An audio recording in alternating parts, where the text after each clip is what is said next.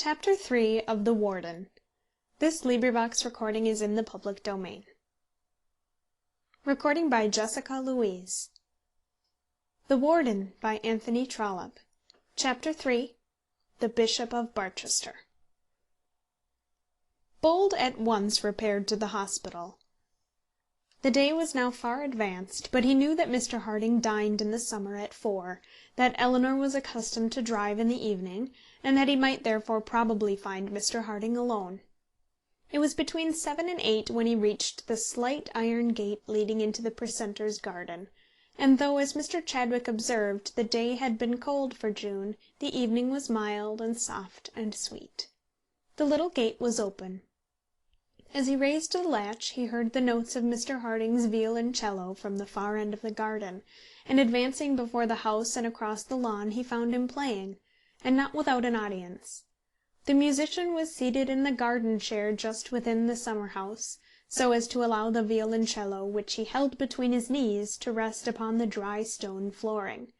Before him stood a rough music desk, on which was open a page of that dear sacred book, that much laboured and much loved volume of church music which had cost so many guineas, and around sat and lay and stood and leaned 10 of the 12 old men who dwelt with him beneath old John Hiram's roof. The two reformers were not there. I will not say that in their hearts they were conscious of any wrong done or to be done to their mild warden, but latterly they had kept aloof from him, and his music was no longer to their taste. It was amusing to see the positions and eager listening faces of these well-to-do old men. I will not say that they all appreciated the music which they heard, but they were intent on appearing to do so. Pleased at being where they were determined, as far as in them lay, to give pleasure in return, and they were not unsuccessful. It gladdened the precentor's heart to think that the old bedesman whom he loved so well admired the strains which were to him so full of almost ecstatic joy, and he used to boast that such was the air of the hospital as to make it a precinct specially fit for the worship of St. Cecilia. Immediately before him, on the extreme corner of the bench which ran round the summer house, sat one old man, with his handkerchief smoothly lain upon his knees, who did enjoy the moment, or acted enjoyment well. He was one on whose large frame many years, for he was over 80, had made small havoc. He was still an upright, burly, handsome figure, with an open, ponderous brow, round which clung a few, though very few, thin grey locks. The coarse black gown of the hospital, the breeches and buckled shoes, became him well, and as he sat with his hands folded on his staff, and his chin resting on his hands, he was such a listener as most musicians would be glad to welcome. This man was certainly the pride of the hospital. It had always been the custom that one should be selected as being to some extent in authority over the others, and though Mr. Bunce, for such was his name, and so he was always designated by his inferior brethren, had no greater emoluments than they, he had assumed, and well knew how to maintain, the dignity of his elevation. The precentor delighted to call him his sub-warden, and was not ashamed occasionally, when no other guest was there, to bid him sit down by the same parlour fire, and drink the full glass of port which was placed near him. Bunce never went without the second glass, but no entreaty ever made him take a third. "Well, well, Mr. Harding, you're too good, much too good," he'd always say, as the second glass was filled. But when that was drunk, and the half-hour over, Bunce stood erect, and with a benediction which his patron valued, retired to his own abode. He knew the world too well to risk the comfort of such halcyon moments, by prolonging them till they were disagreeable. Mr. Bunce, as may be imagined, was most strongly opposed to innovation. Not even Dr. Grantly had a more holy horror of those who would interfere in the affairs of the hospital. He was every inch a churchman, and though he was not very fond of Dr. Grantly personally, that arose from there not being room in the hospital for two people so much alike as the doctor and himself, rather than from any dissimilarity in feeling. Mr. Bunce was inclined to think that the warden and himself could manage the hospital without further assistance, and that though the bishop was the constitutional visitor, and as such entitled to special reverence from all connected with John Hiram's will, John Hiram never intended that his affairs should be interfered with by an archdeacon. At the present moment, however, these cares were off his mind, and he was looking at his warden as though he thought the music heavenly, and the musician hardly less so. As Bold walked silently over the lawn, Mr. Harding did not at first perceive him, and continued to draw his bow slowly across the plaintive wires; but he soon found from his audience that some stranger was there, and looking up, began to welcome his young friend with frank hospitality. "Pray, Mr. Harding, pray don't let me disturb you," said Bold. "You know how fond I am of sacred music." "Oh, it's nothing," said the precentor, shutting up the book and then opening it again as he saw the delightfully imploring look of his old friend Bunce. "Oh, Bunce, Bunce, Bunce, I fear that after all thou art but a flatterer." "Well, I'll just finish it then. It's a favourite little bit of Bishop's, and then Mr. Bold will have a stroll and a chat till Eleanor comes in and gives us tea." And so Bold sat down on the soft turf to listen, or rather to think how, after such sweet harmony, he might best introduce a theme of so much discord, to disturb the peace of him who was so ready to welcome him kindly. Bold thought that the performance was soon over, for he felt that he had a somewhat difficult task, and he almost regretted the final leave-taking of the last of the old men, slow as they were in going through their adieux. Bold's heart was in his mouth as the precentor made some ordinary but kind remark as to the friendliness of the visit. "One evening call," said he, "is worth 10 in the morning. It's all formality in the morning. Real social talk never begins till after dinner. That's why I dine early, so as to get as much as I can of it." "Quite true, Mr. Harding," said the other, "but I fear I've reversed the order of things, and I owe you much apology for troubling you on business at such an hour. But it is on business that I have called just now." Mr. Harding looked blank and annoyed. There was something in the tone of the young man's voice which told him that the interview was intended to be disagreeable, and he shrank back at finding his kindly greeting so repulsed. "I wish to speak to you about the hospital," continued Bold. "Well, well, anything I can tell you I shall be most happy." "It's about the accounts."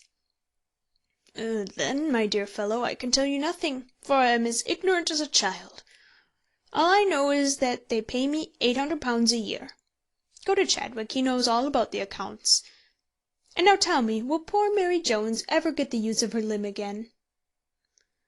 "Well, I think she will if she's careful, but Mr. Harding, I hope you won't object to discuss with me what I have to say about the hospital." Mr. Harding gave a deep, long-drawn sigh. He did object, very strongly object, to discuss any such subject with John Bold, but he had not the business tact of Mr. Chadwick, and did not know how to relieve himself from the coming evil. He sighed sadly, but made no answer. "I have the greatest regard for you, Mr. Harding," continued Bold. "The truest respect, the most sincere—" Thank you, Mr. Bold," interjaculated the precentor somewhat impatiently. "I'm much obliged, but never mind that. I'm as likely to be in the wrong as another man. Quite as likely." "But, Mr. Harding, I must express what I feel, lest you should think there is personal enmity in what I'm going to do." "Personal enmity? Going to do? Why, you're not going to cut my throat, nor put me into the ecclesiastical court?" Bold tried to laugh, but he couldn't. He was quite in earnest, and determined in his course, and couldn't make a joke of it. He walked on a while in silence before he recommenced his attack, during which Mr. Harding, who had still the bow in his hand, played rapidly on an imaginary violoncello. "I fear there is reason to think that John Hiram's will is not carried out to the letter, Mr. Harding," said the young man at last, "and I have been asked to see into it." "Very well. I've no objection on earth. And now we need not say another word about it." "Only one word more, Mr. Harding. Chadwick has referred me to Cox and Cummins, and I think it my duty to apply to them for some statement about the hospital. In what I do I may appear to be interfering with you, and I hope you will forgive me for doing so." "Mr. Bold," said the other, stopping and speaking with some solemnity, If you act justly, say nothing in this matter but the truth, and use no unfair weapons in carrying out your purposes, I shall have nothing to forgive. I presume you think I'm not entitled to the income I received from the hospital, and that others are entitled to it. Whatever some may do, I shall never attribute to you base motives because you hold an opinion opposed to my own and averse to my interests. Pray do what you consider to be your duty. I can give you no assistance, neither will I offer you any obstacle. Let me, however, suggest to you that you can in no wise forward your views, nor I mine, by any discussion between us. Here comes Eleanor and the ponies, and we'll go in to tea."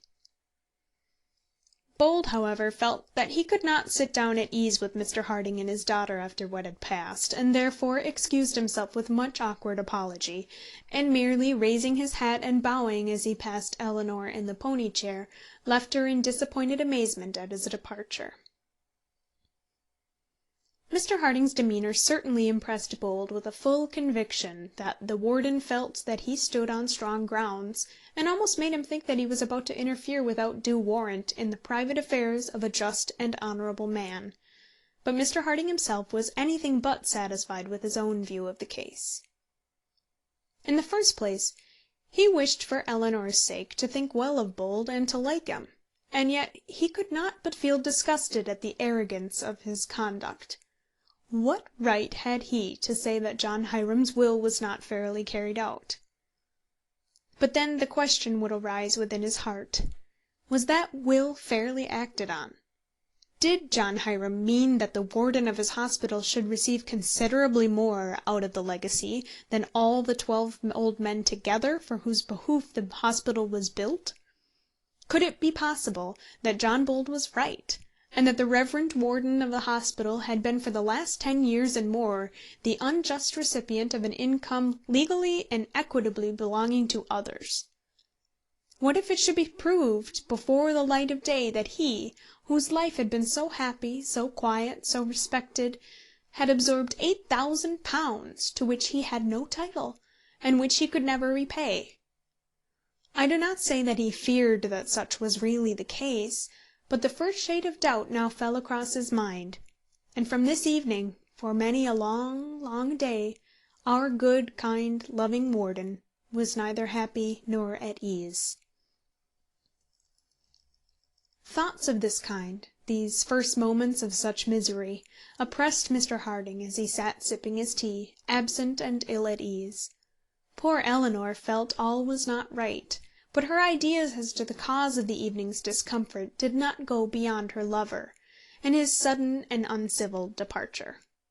She thought there must have been some quarrel between Bold and her father, and she was half angry with both, though she did not attempt to explain to herself why she was so. Mr. Harding thought long and deeply over these things, both before he went to bed and after it, as he lay awake, questioning within himself the validity of his claim to the income which he enjoyed. It seemed clear at any rate that, however unfortunate he might be at having been placed in such a position, no one could say that he ought either to have refused the appointment first, or to have rejected the income afterwards. All the world, meaning the ecclesiastical world as confined to the English Church, knew that the wardenship of the Barchester Hospital was a snug sinecure, but no one had ever been blamed for accepting it. To how much blame, however, would he have been open had he rejected it? How mad would he have been thought, had he declared, when the situation was vacant and offered to him, that he had scruples as to receiving £800 a year from John Hiram's property, and that he had rather some stranger should possess it? How would Dr. Grantly have shaken his wise head, and have consulted with his friends in the Close as to some decent retreat for the coming insanity of the poor minor canon? If he was right in accepting the place, it was clear to him also that he would be wrong in rejecting any part of the income attached to it. The patronage was a valuable appanage of the bishopric, and surely it would not be his duty to lessen the value of that preferment which had been bestowed on himself. Surely he was bound to stand by his order. But somehow these arguments, though they seemed logical, were not satisfactory. Was John Hiram's will fairly carried out? That was the true question, and if not, was it not his especial duty to see that this was done? His especial duty, whatever injury it might do to his order, however ill such duty might be received by his patron and his friends. At the idea of his friends his mind turned unhappily to his son-in-law. He knew well how strongly he would be supported by Dr. Grantly if he could bring himself to put his case into the Archdeacon's hands, and to allow him to fight the battle.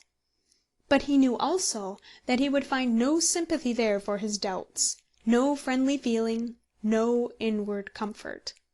Dr. Grantly would be ready enough to take up his cudgel against all comers on behalf of the Church militant, but he would do so on the distasteful ground of the Church's infallibility. Such a contest would give no comfort to Mr. Harding's doubts. He was not so anxious to prove himself right as to be so. I have said before that Dr. Grantly was the working man of the diocese, and that his father the bishop was somewhat inclined to an idle life. So it was, but the bishop, though he had never been an active man, was one whose qualities had rendered him dear to all who knew him. He was the very opposite to his son. He was a bland and a kind old man, opposed by every feeling to authoritative demonstrations and episcopal ostentation. It was perhaps well for him in his situation that his son had early in life been able to do that which he could not well do when he was younger, and which he could not have done at all now that he was over 70. The bishop knew how to entertain the clergy of his diocese, to talk easy small talk with the rectors' wives, and put curates at their ease. But it required the strong hand of the Archdeacon to deal with such as were refractory either in their doctrines or their lives. The bishop and Mr. Harding loved each other warmly. They had grown old together, and had together spent many, many years in clerical pursuits and clerical conversation. When one of them was a bishop and the other only a minor canon, they were even then much together. But since their children had married, and Mr. Harding had become warden and precentor, they were all in all to each other. I will not say that they managed the diocese between them, but they spent much time in discussing the man who did, and in forming little plans to mitigate his wrath against church delinquents, and soften his aspirations for church dominion. Mr. Harding determined to open his mind and confess his doubts to his old friend, and to him he went on the morning after John Bould's uncourteous visit. Up to this period no rumour of these cruel proceedings against the hospital had reached the bishop's ears. He had doubtless heard that men existed who questioned his right to present a sinecure of £800 a year, as he had heard from time to time of some special immorality or disgraceful disturbance in the usually decent and quiet city of Barchester. But all he did, and all he was called on to do, on such occasions, was to shake his head, and to beg his son, the great dictator, to see that no harm happened to the Church. It was a long story that Mr. Harding had to tell before he made the bishop comprehend his own view of the case, but we need not follow him through the tale. At first the bishop counselled but one step, recommended but one remedy, had but one medicine in his whole pharmacopoeia strong enough to touch so grave a disorder. He prescribed the Archdeacon. "Refer him to the Archdeacon," he repeated, as Mr. Harding spoke of Bould and his visit. "The Archdeacon will set you quite right about that," he kindly said, when his friend spoke with hesitation on the justness of his cause. "No man has got up all that so well as the Archdeacon." But the dose, though large, failed to quiet the patient. Indeed, it almost produced nausea. "But, Bishop," said he, "did you ever read John Hiram's will?" The bishop thought probably he had, 35 years ago, when first instituted to his see, but could not state positively. However, he very well knew that he had the absolute right to present to the wardenship, and that the income of the warden had been regularly settled. "But, Bishop, the question is, who has the power to settle it? If, as this young man says, the will provides that the proceeds of the property are to be divided into shares, who has the power to alter these provisions?" The bishop had an indistinct idea that they altered themselves by the lapse of years, that a kind of ecclesiastical statute of limitations barred the rights of the 12 bedesmen to any increase of income arising from the increased value of property. He said something about tradition, more of the many learned men who by their practice had confirmed the present arrangement, then went at some length into the propriety of maintaining the due difference in rank and income between a beneficed clergyman and certain poor old men who were dependent on charity, and concluded his argument by another reference to the archdeacon. The precentor sat thoughtfully gazing at the fire and listening to the good-natured reasoning of his friend. What the bishop said had a sort of comfort in it, but it was not a sustaining comfort. It made Mr. Harding feel that many others, indeed all others of his own order, would think him right, but it failed to prove to him that he truly was so. "Bishop," said he at last, after both had sat silent for a while, "I should deceive you and myself too, if I did not tell you that I am very unhappy about this. Suppose that I cannot bring myself to agree with Dr. Grantly, that I find after inquiry that the young man is right and that I am wrong. What then?" The two old men were sitting near each other, so near that the bishop was able to lay his hand upon the other's knee, and he did so with a gentle pressure. Mr. Harding well knew what that pressure meant. The bishop had no further argument to adduce. He could not fight for the cause as his son would do. He could not prove all the precentor's doubts to be groundless, but he could sympathize with his friend, and he did so. And Mr. Harding felt that he had received that for which he came. There was another period of silence, after which the bishop asked, with a degree of irritable energy very unusual with him, whether this pestilent intruder, meaning John Bold, had any friends in Barchester. Mr. Harding had fully made up his mind to tell the bishop everything, to speak of his daughter's love as well as his own troubles, to talk of John Bold in his double capacity of future son-in-law and present enemy, and though he felt it to be sufficiently disagreeable, now was his time to do it. "He is very intimate at my own house, Bishop." The bishop stared. He was not so far gone in orthodoxy and church militancy as his son, but still he could not bring himself to understand how so declared an enemy of the establishment could be admitted on terms of intimacy into the house, not only of so firm a pillar as Mr. Harding, but one so much injured as the warden of the hospital. "Indeed, I like Mr. Bold much, personally," continued the disinterested victim, "and to tell you the truth," he hesitated as he brought out the dreadful tidings, "I have sometimes thought it not improbable that he would be my second son-in-law." The bishop did not whistle. We believe that they lose the power of doing so on being consecrated, and that in these days one might as easily meet a corrupt judge as a whistling bishop. But he looked as though he would have done so, but for his apron. What a brother-in-law for the archdeacon! What an alliance for Barchester Close! What a connection for even the episcopal palace! The bishop, in his simple mind, felt no doubt that John Bold, had he so much power, would shut up all cathedrals, and probably all parish churches, distribute all tithes among Methodists, Baptists, and other savage tribes, utterly annihilate the sacred bench, and make shovel hats and lawn sleeves as illegal as cowls, sandals, and sackcloth. Here was a nice man to be initiated into the comfortable arcana of ecclesiastical snuggeries, one who doubted the integrity of parsons, and probably disbelieved the Trinity. Mr. Harding saw what an effect his communication had made, and almost repented the openness of his disclosure. He, however, did what he could to moderate the grief of his friend and patron. "I do not say there is any engagement between them. Had there been, Eleanor would have told me. I know her well enough to be assured that she would have done so. But I see that they're fond of each other, and as a man and a father I have had no objection to urge against their intimacy."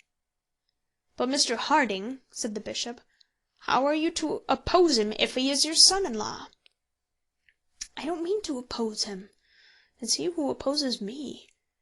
If anything is to be done in defence, I suppose Chadwick will do it. I suppose—" "Oh, the Archdeacon will see to that.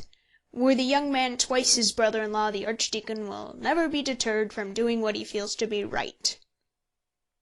Mr. Harding reminded the bishop that the Archdeacon and the reformer were not yet brothers, and very probably never would be; exacted from him a promise that Ellinor's name should not be mentioned in any discussion between the father bishop and son archdeacon respecting the hospital; and then took his departure, leaving his poor old friend bewildered, amazed, and confounded. Chapter 4 St. Paul, Minnesota.